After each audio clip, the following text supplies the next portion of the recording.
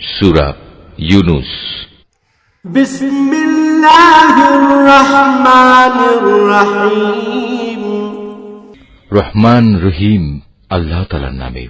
আলিফ লাম রা তিলকা আয়াতুল কিতাবিল হাকীম। আলিফ লাম রা, এগুলো হচ্ছে একটি জ্ঞান গর্ভ গ্রন্থের আয়াত।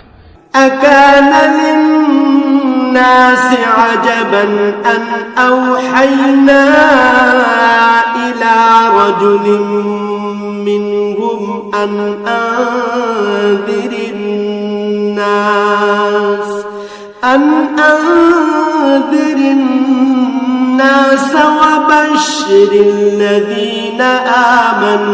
وبشر الذين آمنوا أن لهم